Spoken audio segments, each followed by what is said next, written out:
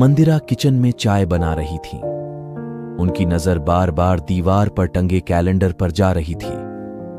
22 मार्च, आज वो दिन था, वो दिन जिसका उन्हें सालों से इंतजार था। उनके बेटे विक्रम को रिहा होना था। विक्रम को झूठे आरोप में जेल हुआ था। 7 साल। 7 साल जो एक मां के लिए 7 युगों से भी ज्यादा लंबे लगते हैं। हर रोज कचहरी के चक्कर, हर रात कसमसाहट और आंसू। मंदिरा कमजोर नहीं थी, लेकिन उनके सब्र की परीक्षा जरूर हो रही थी। बगल के कमरे से उनके पति शिवनाथ निकले। उनकी आंखों में भी वही बेचैनी थी। आया क्या कोई फोन जेल से? मंदिरा ने सिर हिलाया। नहीं, शायद भीड़ होगी। सुबह से ही दोनों बेचैन थे। हर आहट पर दरवाजे की तरफ देख लेते। दोपहर कट चुकी थी, तभी अचानक दरवाजा खटकाया। शिवनाथ झट से उठे और दरवाजा खोला।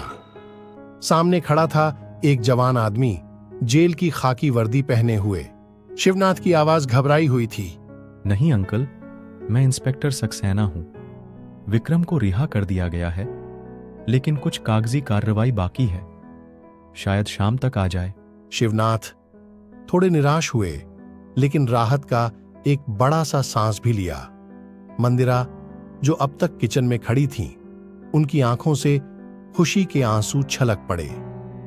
7 साल बाद उनके बेटे की रिहाई की खबर, वो खुशी शब्दों में बयां नहीं की जा सकती थी। अम्मा! एक जानी पहचानी आवाज कमरे में गूंज उठी। शाम ढल चुकी थी। मंदिरा दीप जलाकर इंतजार कर रही थी। हर आहट पर उनकी सांसें तेज हो जाती। अचानक गेट खुला और एक लंबा चौड़ा साया दरवाजे में खड़ा हुआ। मंदिरा एक झटके से उठी। आंसुओं से धुंधली नजरों से उन्होंने उस शख्स को देखा। वो वाकई विक्रम था। थोड़ा पतला जरूर हो गया था, लेकिन वही आंखें, वही मुस्कान। विक्रम!